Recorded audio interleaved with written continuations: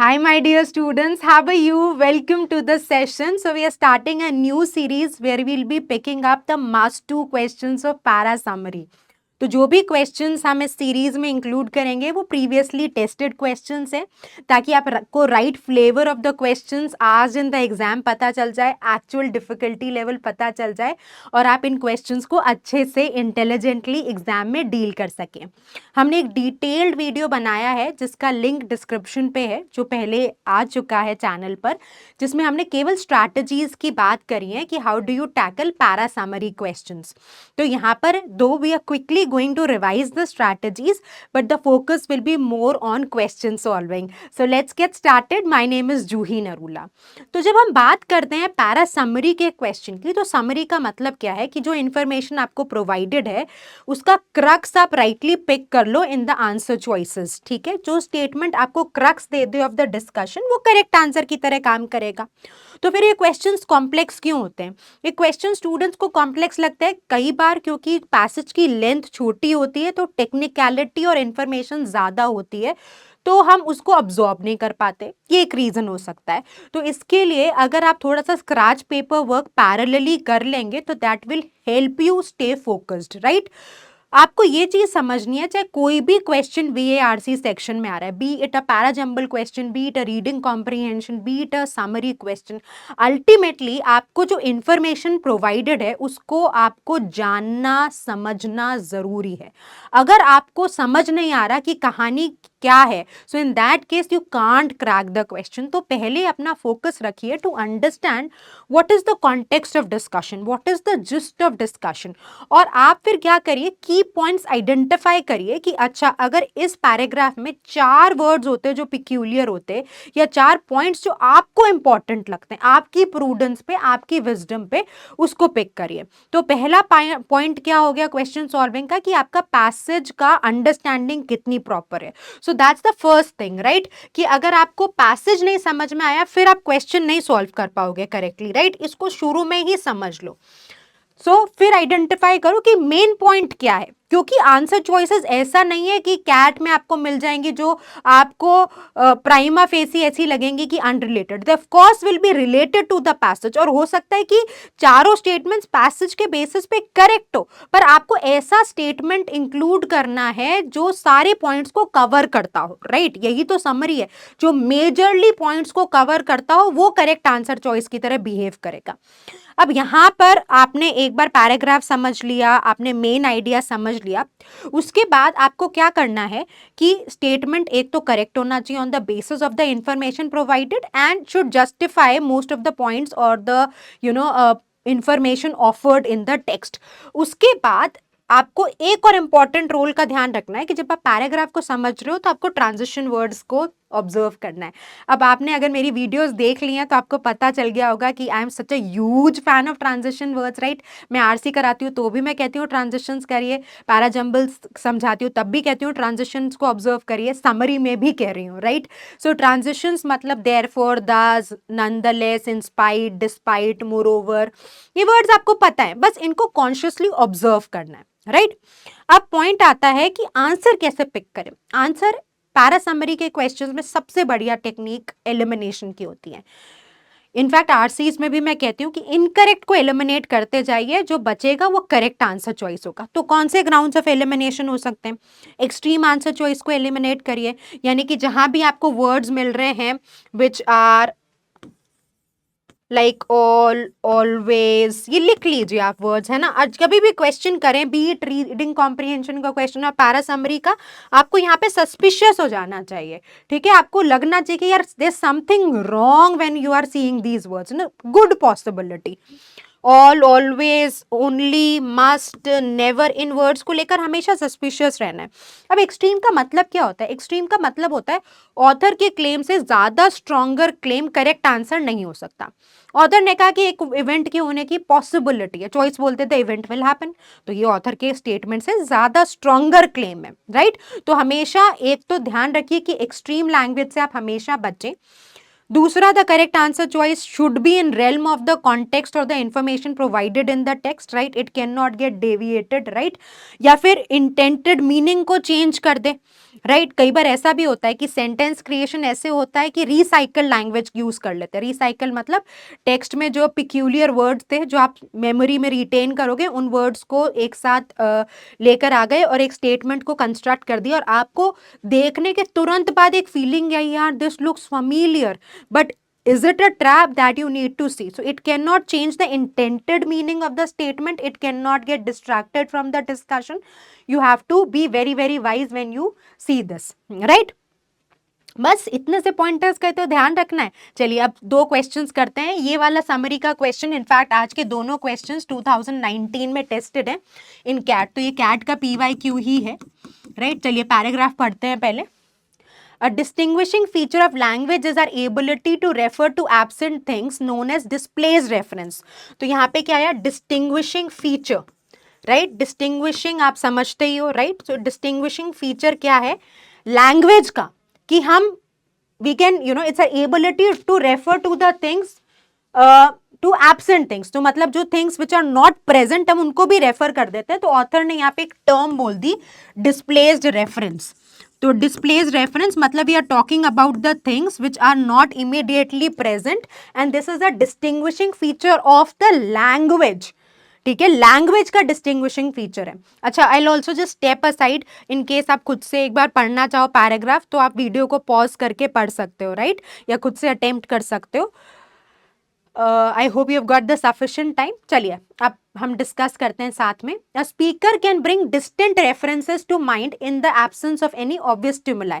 मतलब आपके आसपास वो कॉन्टेक्स्ट प्रेजेंट नहीं है, वो स्टिमुलाई प्रेजेंट नहीं है, पर आप फिर भी उसको डिस्कशन में लेकर आ गए, राइट? जैसे मैं आपके साथ बैठी हूँ और मैं स्विट्जरलैंड पे हॉलीडेज का डिस्कशन स्टार्ट कर दूँ, so there is no stimuli present which is, you know, triggering the discussion, but this can happen.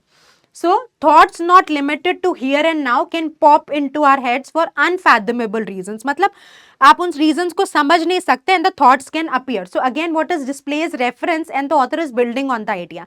This ability to think about distant things necessarily precedes the ability to talk about them. तो अगर आप ये बात करते हो कि अगर you can think about it, so you will think and then you are going to talk about them. That's what the sentence is trying to say. Thought precedes meaningful referential communication. So maybe if you would want, you can write it कि thoughts are going to precede the communication.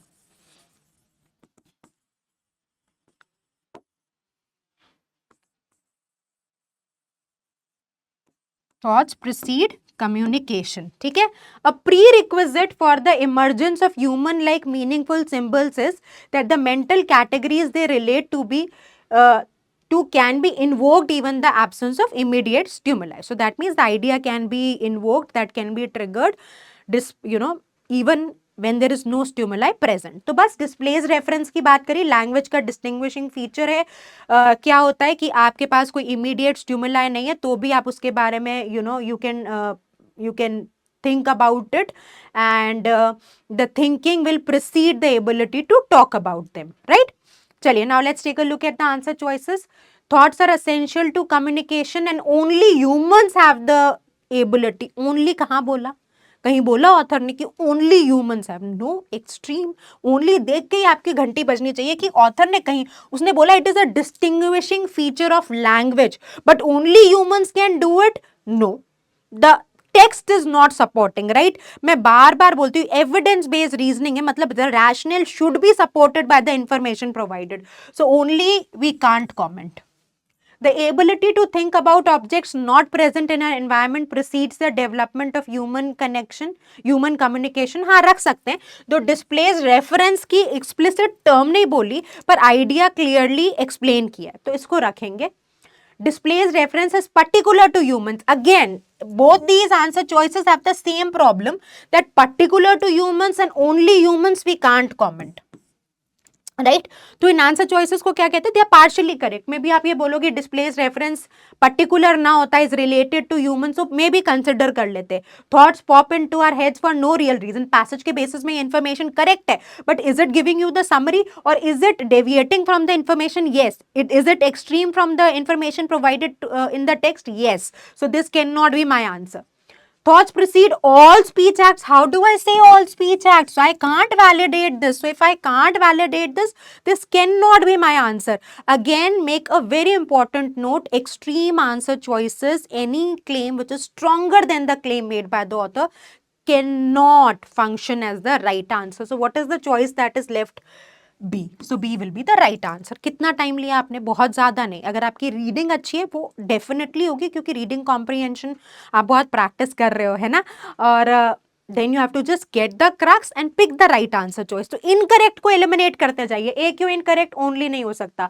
Particular to humans, उसने बोला it is a distinguishing feature of language, but nowhere the text is suggesting that's just limiting to humans. तो जो information provided ही नहीं है, आप उसको summary में कैसे इंक्लूड कर लोगे. And again, thoughts precede all speech acts, we can't comment, right. So we will pick B as the answer. Let's do the next question. Again, this is a previous year question. This has been tested in 2019. So let's try this. Again, I'll step aside so that you can read it. You can read it nicely. You can infer what the paragraph is trying to convey. And if you want, you can pause the video for a while and let's begin with the discussion now. ठीक है जी, चलिए. So privacy challenge office workers may find it hard to believe, but open plan offices and cubicles were invented by architects and designers who thought to break down the social walls that divided people. You had to break down the real walls too. Sentence लंबा है, चाहो तो दो parts में break कर दो. ठीक है. तो कौन से, जो अगर आप एक ओपन ऑफिस में होते हो जहाँ पे क्यूबिकल्स नहीं है, तो उनमें क्या है, आपकी प्राइवेसी चैलेंज हो रही है, राइट. तो उन लोगों के लिए जिनको लगता है कि ओपन फ्लोर प्लान में ऑफिसेज में उनकी जो प्राइवेसी है वो चैलेंज होती है, तो उनको शायद they may find it difficult to believe. Hard to believe मतलब उनके लिए डिफिकल्ट टू बिलीव हो सकता है कि these were invented by architects and designs, जिनको लगता था कि अगर आपको लोगों के बीच की सोशल वॉल्स को ब्रेक करना है तो आपको रियल वॉल्स को भी ब्रेक करना पड़ेगा. So what was the thought? ठीक है. So what was the thought कि you behind the open floor plans, right? So modernist architects saw walls and rooms as downright farces. Matlab the author is not the modern architects did not actually like the idea of having the walls. The spaciousness and flexibility of an open plan. तो open plan क्या offer कर रहा है?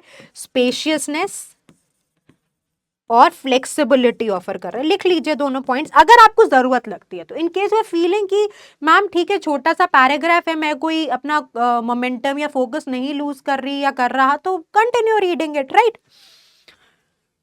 of an open plan would liberate मतलब set free homeowners and office dwellers मतलब जो office में रहते हैं from the confines of boxes. confines मतलब limitations, मतलब तुम ऐसे डब्बों में नहीं रह रहे, तुम open floor plan तुम्हें spaciousness दे रहा है.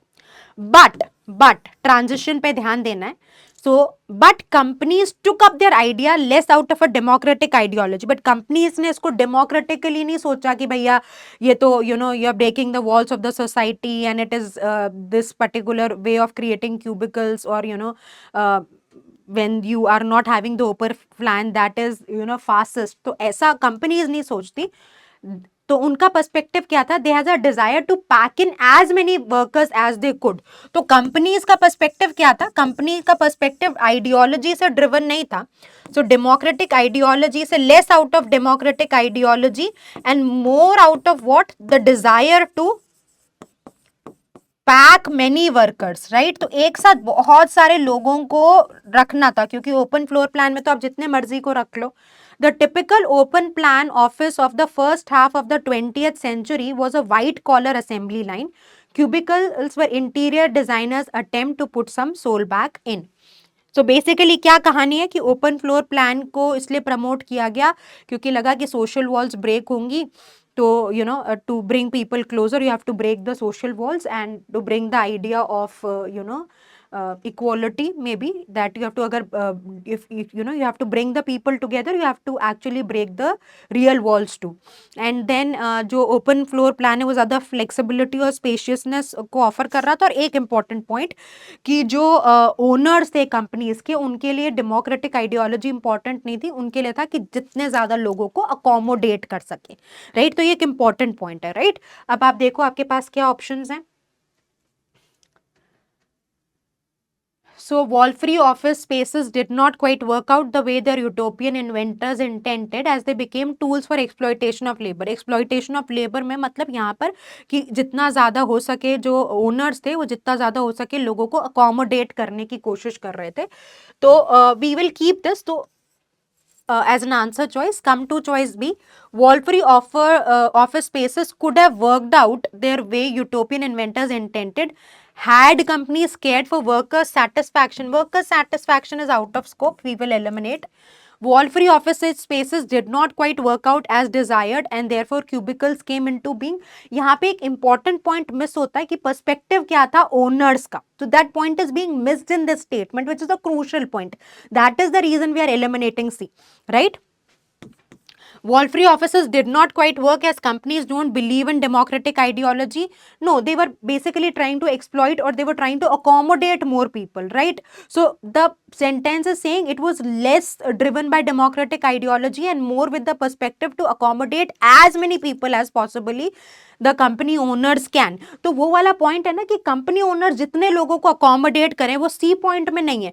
और लेस देन डेमोक्रेटिक आइडियोलॉजी ने what was the actual motive that choice D is not communicating. So that is the reason out of the given options A is the right answer choice. तो एक point ये भी आ सकता है कि ma'am exploitation of labour is slightly extreme. I agree कि exploitation एक powerful term है, बट आप देखिए कि BCD तो फॉर श्योर हमारे आंसर्स नहीं हो सकते, राइट? क्यों? क्योंकि बी में तो वर्कर सेटिस्फैक्शन का तो पॉइंट ही रेज नहीं है. दूसरा कि यहाँ पर इन्होंने कहा कि that did not work, but why it did not work and what was the intent of the company owners, that's a crucial point which C and D choices are not considering, right? So what we'll pick as the right answer, that would be choice A. Bas, that brings us to the end of the discussion. It was a quick video.